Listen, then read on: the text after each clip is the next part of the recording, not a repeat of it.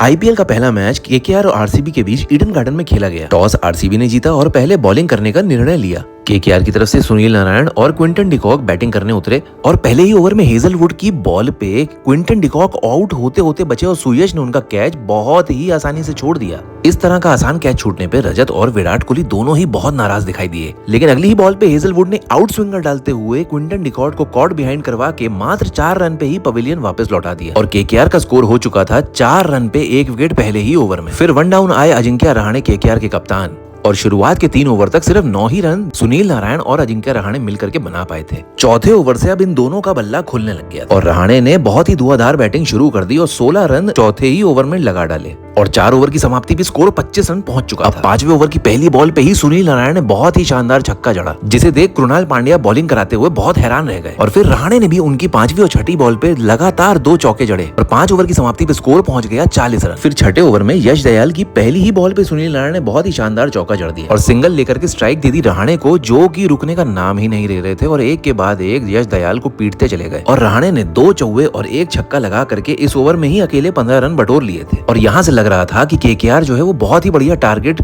RCB के लिए बनाएगा और 6 ओवर की समाप्ति पर स्कोर हो चुका था 60 रन 1 विकेट के नुकसान पर और रहाणे पहुंच गए थे 39 रन पे 17 ही बॉलों में। फिर अगले 2 ओवरों में सिर्फ 2 ही चौके लग पाए और 8 ओवरों की समाप्ति पर स्कोर हो गया 75 रन 1 विकेट के नुकसान पर। फिर 9वें ओवर की पहली ही बॉल पे रहाणे ने बहुत ही बढ़िया छक्का जड़ते हुए अपनी 50 पूरी कर ली मात्र 25 बॉलों में। फिर सुनील नारायण दूसरे छोर से 1 छक्का 1 चौका लगातार लगाते हुए और 9वें ओवर में सीधे 22 रन बटोर लिए। 9वें ओवर की समाप्ति पे लग रहा था कि जिस तरीके से आरसीबी की बॉलर बॉलिंग कर रहे हैं, केकेआर कम से कम 200-250 के रन के बीच में टारगेट लगाएगा। फिर 10वें ओवर में सुनील नारायण और भी ज्यादा जोश के साथ बैटिंग करने लगे थे और रसिक की तीसरी बॉल पे चौका मारा और फिर 5वीं बॉल पे छक्का लगाया, लेकिन ज्यादा कैरिड अवे होने के चक्कर में सुनील नारायण अगली ही बॉल में जितेश शर्मा विकेट कीपर को अपना कैच थमा बैठे और 26 बॉलों में 44 रन बना करके पवेलियन लौट बैठे और स्कोर हो गया 107 रन 2 विकेट के नुकसान पर 10 ओवर में। फिर वेंकटेश अय्यर बैटिंग करने उतरे और नारायण के जाते ही रहाणे भी तू चल में आया करते हुए अपना कैच थमा बैठे कृणाल पांड्या की तीसरी ही बॉल और 56 रन लगा करके वो वापस लौट गए और स्कोर हुआ 109 रन 3 विकेट के नुकसान पर। फिर क्रीज पे आए रघुवंशी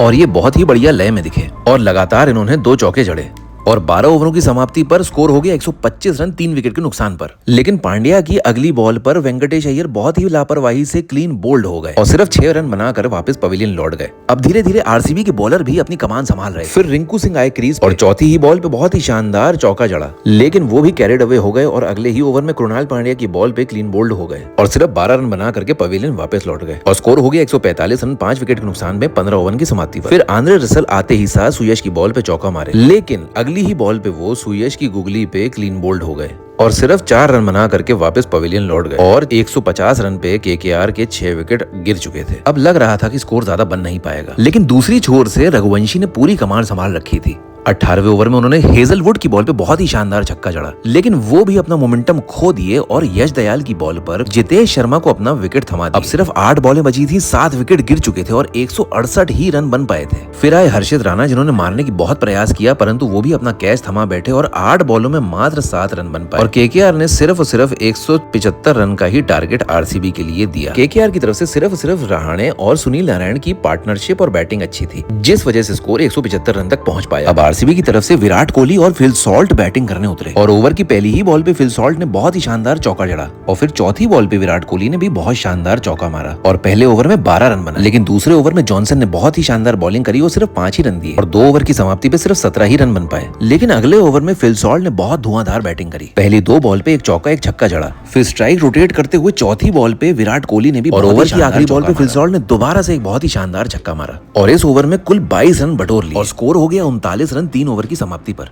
फिर वरुण चक्रवर्ती बॉलिंग करने आए, लेकिन उनकी तीसरी बॉल पे फिल सॉल्ट ने बहुत ही शानदार चौका जड़ा। फिर फिल सॉल्ट रुकने का नाम नहीं ले रहे थे और वरुण चक्रवर्ती के पूरे ओवर में उनको बहुत ज्यादा धोया और लगातार चौका छक्का जड़ते गए और चौथा ओवर खत्म होते होते स्कोर हो चला था 58 रन बिना किसी नुकसान और सिर्फ 19 बॉलों में फिल सॉल्ट ने 44 रन बना लिए थे। लेकिन अभी तो आरसीबी की बैटिंग सिर्फ शुरू हो रही थी और 5वें ओवर में दूसरी तरफ से विराट कोहली ने भी लगातार 2 छक्के जड़े और दोनों ही छक्के विराट कोहली ने बहुत ही शानदार तरीके से मारे थे और दोनों छोरों से चौके और छक्के की बारिश हो रही थी और दोनों बैट्समैन के बीच में बहुत ही बढ़िया पार्टनरशिप बनती जा रही थी। फिर छठे ओवर में हर्षित की बॉल पे विराट कोहली की एक आउटर एज लग गई और वो आउट होते होते बचे। 6 ओवरों के बाद स्कोर पहुंच गया 80 रन। अब वरुण चक्रवर्ती बॉल करने आए तो उनके ओवर में भी विराट कोहली ने उनको बहुत शानदार छक्का जड़ा और 7वें ओवर की समाप्ति तक फिल सॉल्ट ने भी अपनी 50 कंप्लीट कर ली। फिर 9वें ओवर में फिल सॉल्ट वरुण चक्रवर्ती की बॉल पर एक बहुत ही शानदार चौका जड़ते हैं, लेकिन तीसरी बॉल पे कैरिड अवे हो जाते हैं और अपना कैच थमा बैठते हैं स्पेंसर जॉनसन को, जो कि उनका बहुत ही शानदार कैच बाउंड्री लाइन पे पकड़ते हैं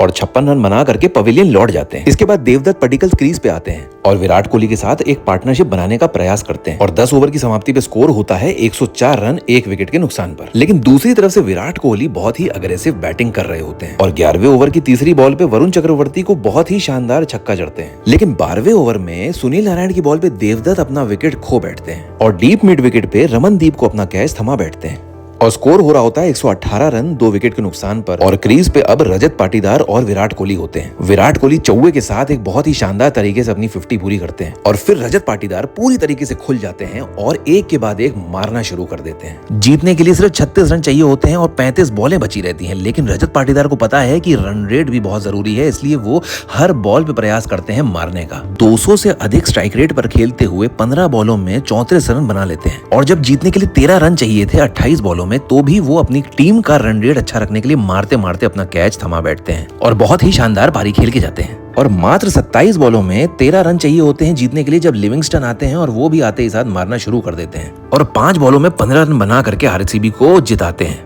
आरसीबी इस मैच को 22 बॉलों से जीतती है और विराट कोहली 59 बना करके नाबाद रहते हैं। केकेआर को बहुत ही शर्मनाक हार मिलती है।